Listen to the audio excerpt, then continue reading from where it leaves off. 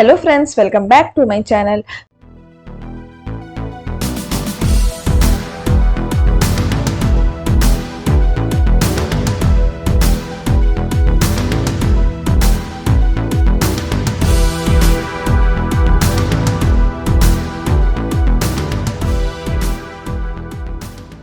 Part 70 के starting में हमें दिखाया जाता है कि माइदा रैची से जो मिली हुई लड़की रहती है, जो जापान से आती है, वो उस सूटकेस को लेकर के आती है और वो लोग एक जगह जाते हैं। वहां पर वो बोलती है कि क्या हम इस सूटकेस को यहाँ पर छुपा सकते हैं, ये सेफ रहेगा? तो माइदा रैची बोलता है कि हाँ, ये जगह बहुत सेफ रहेगा, यहाँ पर कोई भी आता जाता नहीं है और मैक्सिमम लोग तो हमारे ही आदमी है, तो ये चीज यहाँ पर सेफ रहेगा, अब तुम जापान वापस जा सकती हो। तो वो बोलती है कि नहीं, मैं यहाँ पर तुम्हारे साथ रह के इस मिशन पे काम करूंगी। तो माइदा रैची बोलता है कि कोई जरूरत नहीं है इसकी। जापानी लड़की बोलती है कि ये टीचर का ऑर्डर है, अब तुम ये मत बोलना कि तुम टीचर के ऑर्डर को भी रिफ्यूज करोगे। उसके बाद हमें सीन में दिखाया जाता है कि पैट्रियट एसोसिएशन के जितने भी मेंबर रहते हैं, सभी कोई जापानीज के द्वारा मारे जाते हैं। किसी को चोट लग जाती है तो किसी की डेथ हो जाती है।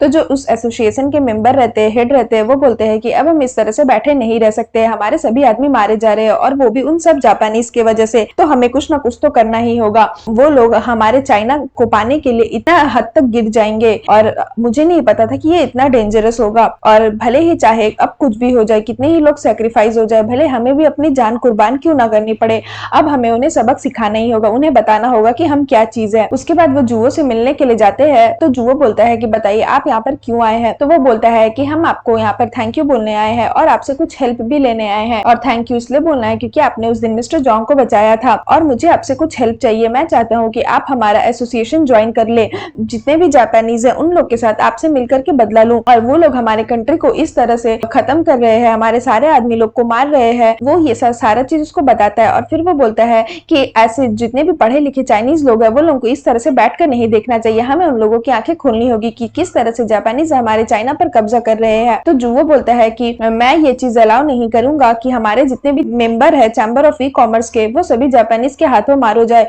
क्योंकि उन लोग को भी कुछ फैमिली है। हमें ऐसा कुछ करना होगा जिससे हमारे देश के लोगों की आंखें खुले और वो भी हमारे साथ जापानीज को यहाँ से भगाने में मदद करे। तो हमें कुछ ऐसा एक्शन लेना पड़ेगा। उसके बाद वो बोलता है कि और पैट्रियोटिक एसोसिएशन का मेंबर मैं भी हूँ, शायद ये तुम्हें पता नहीं है, ये हुआंगपू चैम्बर ऑफ कॉमर्स के ही अंदर आता है और हुआंगपू चैम्बर का वो जुओ जो रहता है वो चेयरमैन रहता है। उसके बाद वो बोलता है कि ठीक है, मैं तुम्हारी हेल्प तो करूंगा, बट मेरी एक रिक्वेस्ट है, जीन को तुम इस चीज में इन्वॉल्व मत करो, मैं नहीं चाहता कि उसका लाइफ रिस्क में जाए। उसके बाद वो बोलता है ठीक है, आप हमारे क्लब को ज्वाइन कर लीजिए। उसके बाद वो उसे एक फोटो दिखाता है, वही सूटकेस की फोटो, और बताता है हमें सकूरा का कुछ प्लान पता चला है और वो प्लान ये सूटकेस मिलने के बाद ही हमें पता चलेगा। उसके बाद हमें सीन में दिखाया जाता है कि जो इंग है वो मना कर देता है, बोलता है कि अगर जो ज्वाइन करेगा हमारा क्लब तो मैं यहाँ से चला जाऊंगा। तो उसके हेड जो रहते हैं वो समझाते हैं और बोलते हैं कि जुओ को यहाँ पर बुलाने का मेरा एक रीजन है, अगर वो हमारे क्लब को ज्वाइन करता है तो उसके जितने भी साथी लोग हैं वो सभी हमारे यहाँ पर मिल जाएंगे और सभी कोई चाइनीज को यहाँ से भगाने के लिए मददगार साबित होंगे। इसलिए अगर वो हमारे क्लब को ज्वाइन कर लेता है तो वो सबसे मोस्ट पावरफुल है पूरे संघाई में, तो हमें सपोर्ट भी मिलेगा। उसके बाद हमें सीन में दिखाया जाता है कि इंग जाता है जुओ के पास और बोलता है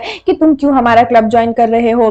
तो जुओ बोलता है कि मैं ज्वाइन करूं या ना करूं ये मेरा बिजनेस है, तुम्हें इसमें दखल अंदाजी करने की कोई जरूरत नहीं है। तो इंग बोलता है कि तुमने जीन को बहुत ज्यादा हर्ट कर दिया, अब बहुत हो गया।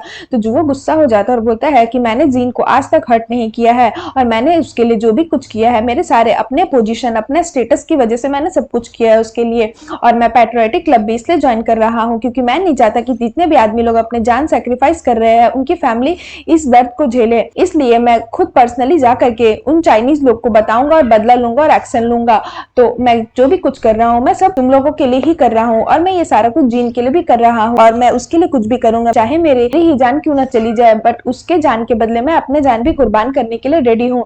तो इंग बोलता है कि तुम ऐसे कोई अकेले आदमी नहीं हो जो किसी के बदले अपनी जान दे सकते हो, ऐसे बहुत सारे लोग हैं और जब भी तुम जीन के सामने आते हो उसे बहुत दर्द होता है तुम्हें देख करके, और इसलिए इसका सॉल्यूशन यही है कि तुम जीन से दूर रहो और उसके सामने अब कभी भी मत आना। तो जुओ बोलता है कि जीन सिर्फ मेरी है और मैं उसे तुम्हें ले जाने तो कभी भी नहीं दूंगा। तो इंग बोलता है और मैं भी ये मिस्टेक तो कभी नहीं करूंगा, तुम्हें चूज करे। उसके बाद हमें सीन में दिखाया जाता है टांघाई और उसकी गर्लफ्रेंड आती है और बोलती है कि मैंने देखा है कि ये सूटकेस कहाँ है, और वो उस सूटकेस के बारे में बताती है। उसके बाद वो जुओ को टांघाई और अपने रिलेशन के बारे में बताती है और बोलती है कि हम लोग शादी करने वाले हैं बहुत ही जल्द। के बाद वो बताती है कि जब वो उस दिन फ्लावर लेने के लिए जा रही थी शादी के लिए, तब वो एक लड़की से टकराई थी जिसके हाथ में वो ये सेम सूटकेस था, बट वो थोड़ा सा रूड बिहेव की थी और वो ऐसे करके अपना स्टोरी बताती है। उसके बाद वो बोलती है कि ठीक है, तुम्हें तो पता ही होगा कि वो लोग किस तरफ गए थे उस सूटकेस को लेके। तो वो बोलती है कि हाँ, मैंने देखा था कि वो लोग कोई वेयर हाउस की तरफ जा रहे थे, और जब वो लोग जा रहे थे तो उनके हाथ में सूटकेस था, बट जब वो लोग वेयर हाउस से बाहर आए तो उनके हाथ में वो ब्रीफ केस नहीं था। तो जुओ बोलता है कि ठीक है, इसका मतलब वो सूटकेस जो है वो वेयर हाउस में ही होगा। उसके बाद वो उससे एड्रेस पूछता है और वो लोग सूटकेस खोजने जाने का प्लान बनाते हैं। उसके बाद जुओ बोलता है शिहा को, तांघाई की गर्लफ्रेंड को बोलो कि उसने जो जगह देखा था वहां वो मुझे लेकर के जाए और तुम लोग मत आना, मैं वहां पर अकेले जाऊंगा। तो शिहा मना कर देता है और बोलता है कि नहीं, हम आपको अकेले कैसे जाने दे सकते हैं। तो जुओ मना करता है, बोलता है नहीं, तुम लोगों को आने की जरूरत नहीं है, ये मैटर बहुत ही डिफरेंट है बाकी पिछले मैटर से, और ये बहुत ज्यादा डेंजरस है और मैं नहीं चाहता कि तुम लोग का जान मेरी वजह से जाए।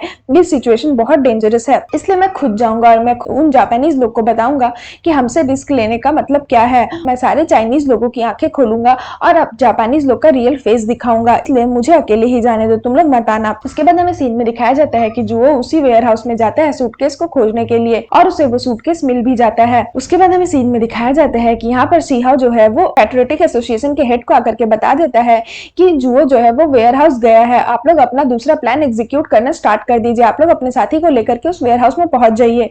तो उसका हेड बोलता है कि ठीक है, हम अपने प्लान के अकॉर्डिंग ये काम करेंगे। उसके बाद हमें सीन में दिखाया जाता है कि वहां पर जीन आती है और बोलती है कि ठीक है, मैं भी चलती हूँ, बट वो हेड जो रहते हैं वो उसे मना कर देते हैं, बोलते हैं कि तुम अभी अच्छी तरह से रिकवर नहीं हुई हो, तुम्हें कंप्लीटली हील होना, उसके बाद ही तुम जा सकती हो। तो जीन बोलती है कि मैं बिल्कुल ठीक हूँ, मैं आपके साथ जाऊंगी। तो फिर भी वो मना कर देता है। तो जीन बोलती है कि आपका मना करने का मैं रीजन जानना चाहती हूँ कि मैं क्यों नहीं जा सकती हूँ। तो वो बताता है कि जुओ ने हमारे क्लब को ज्वाइन किया है और उसने ही मना किया है कि तुम नहीं जा सकती हो क्योंकि यहाँ पर बहुत ज्यादा खतरा है, और जुओ ने ही हेल्प की है उस सूटकेस को फाइंड करने में, इसलिए मुझे जुओ की बात माननी पड़ेगी। और उसने बोला है कि तुम्हें इस सिचुएशन से डिस्टेंस बनाकर रखने के लिए, क्योंकि ये मिशन जो है वो बहुत ज्यादा डेंजरस है और वो पर्सनली इस मिशन को ज्वाइन कर रहा है, हम लोगों के लिए वो खतरा मोल ले रहा है। तो उसके बाद ये बोल के वो हेड जो है वहां से चले जाते हैं। तो जीन क्या करती है, वो शिहा से पूछती है और बोलती है कि मुझे बताओ कि जुओ कहाँ है, मैं उसे इस तरह से अकेले रिस्क लेने नहीं दे सकती हूँ। तुम क्या सोचते हो कि मैं ऐसे बैठे रहूं जबकि मुझे पता है जुओ की लाइफ रिस्क में है, इसलिए तुम मुझे बताओ कि वो कहाँ पर है। तो शिहा उसे बता देता है। उसके बाद हमें सीन में दिखाया जाता है तांघाई जो है वो अपनी गर्लफ्रेंड को लेकर के आता है और बोलता है कि तुमने वो सूटकेस का एड्रेस तुमने जुओ को बताया है, तो तुम हमें भी बताओ, हम नहीं चाहते कि जुओ अकेले वहां पर जा करके उन पर कुछ खतरा है, इसलिए तुम हम लोगों को वहां पर ले चलो। उसके बाद जुओ के सारे साथी आते हैं और बोलते हैं कि हम भी जाएंगे, हम भी जुओ को इस तरह से अकेले नहीं छोड़ेंगे। उसके बाद हमें सीन में दिखाया जाता है कि जुओ जैसे उस सूटकेस को लेने के लिए पहुंचता है, सारे जापानीज लोग उस पर अटैक कर देते हैं और फिर यहाँ पर फाइट वाली सीन दिखाई जाती है। उसके बाद जुओ जैसे उस सूटकेस को लेने के लिए जाता है, तभी वहां पर जुओ पर अटैक होने जाता है, तो जीन आकर के उसे बचा लेती है। उसके बाद हमें सीन में दिखाया जाता है कि यहाँ पर तांघाई अपनी गर्लफ्रेंड को बोलता है कि तुम जाओ कहीं पर छुप जाओ, तुम यहाँ पर मत रहो।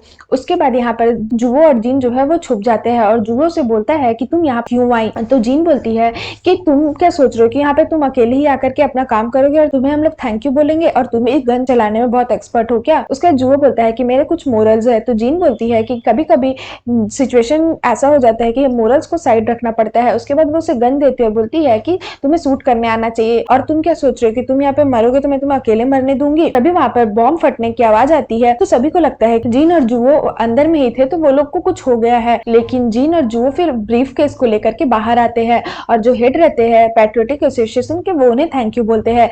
उसके बाद हमें सीन में दिखाया जाता है कि यहाँ पर तांघाई की गर्लफ्रेंड आती है, तो वो जो जापानीज लड़की रहती है वो उसके ऊपर गोली चला देती है और वहां से भाग जाती है। तो जीन जैसे ही उन्हें पकड़ने जाती है, मायदा रची अपना कार लेकर के आता है और उस जापानीज लड़की को वहां से ले जाता है, तो दोनों बच के वहां से भाग जाते हैं। उसके बाद हमें सीन में दिखाया जाता है कि यहाँ पर तांघाई जो है वो रोने लगता है और बोलता है कि ये सब मेरे वजह से हुआ, मेरी ही गलती है, मैंने तुम्हें बोला था कि हमें एड्रेस बताओ, मैं तुम्हें यहाँ पर लेकर आ गया, मुझे तुम्हें यहाँ पर लाना ही नहीं चाहिए था, जबकि मुझे पता था कि यहाँ की सिचुएशन बहुत ज्यादा डेंजरस है। तो उसकी गर्लफ्रेंड बोलती है कि अगर तुम यहाँ पर नहीं आते तो तुम रॉन्ग प्रूफ हो जाते सेकंड मास्टर के लिए, क्योंकि उनके सारे भाई आए थे उन्हें बचाने के लिए, अगर तुम नहीं आते तो तुम्हारी इमेज खराब हो जाती, तो तुमने कुछ भी गलती नहीं की है, ये तुम्हारा फॉल्ट नहीं है। उसके बाद वो बोलता है कि नहीं, सब मेरे वजह से हुआ है, मेरे ये पैर के वजह से, क्योंकि उसका पैर थोड़ा सा लड़खड़ा रहा था, वो अच्छे से चल नहीं पा रहा था जब मायदा राची के साथी लोगों ने उसके पैरों पर मारा था, जो मैंने पहले एपिसोड में बताया हुआ है। उसके बाद हमें सीन में दिखाया जाता है तांघाई की गर्लफ्रेंड जीन को बोलती है कि जीन तुम प्लीज जुओ को माफ कर दो, वो तुमसे बहुत ज्यादा प्यार करते हैं, वो तुम्हारे लिए बहुत कुछ करते हैं,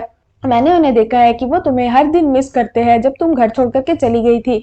इस तरह से वो उसे बोलती है और जब भी तुम्हें उन्हें कड़वी बातें बोल करके हर्ट करती हो, वो भले तुम्हें दिखाते नहीं है लेकिन अंदर से वो बहुत ज्यादा दर्द में होते हैं और हम जैसे लोगों को ऐसे देखना बहुत मुश्किल होता है। वो बहुत अच्छे है, प्लीज तुम सेकंड मास्टर जुओ को माफ कर दो। तुम मेरी बेस्ट फ्रेंड हो, इसलिए मैं तुम्हें ये बात बता रही हूँ। तुम मेरे जैसा मत बनना कि जिससे प्यार करो उससे शादी भी ना कर पाओ। इसलिए मैं चाहती हूँ कि तुम खुशी से रहो और मुझे देखो, मैंने जिससे प्यार किया उससे मैं शादी भी नहीं कर पाई और आज मेरी ऐसी हालत हो गई है। इसलिए मैं चाहती हूँ कि तुम लोग दोनों बहुत ज्यादा खुश रहो और उसे माफ कर दो। और ये बोल करके उसकी डेथ हो जाती है। उसके बाद तांघाई जो है वो बहुत ज्यादा रोने लगता है और फिर सीन यहाँ पर खत्म हो जाता है। सो फ्रेंड्स, अगर आपको मेरी वीडियो अच्छी लगे तो प्लीज मेरी वीडियो को लाइक करिएगा, मेरे चैनल को सब्सक्राइब करिएगा। मैं इसका नेक्स्ट एपिसोड लेकर के आऊंगी जो बहुत ज्यादा इंटरेस्टिंग होने वाला है, तो उसके लिए वेट करिएगा। सो फ्रेंड्स, आज के लिए बाय बाय, मिलते हैं फिर से एक न्यू वीडियो के साथ।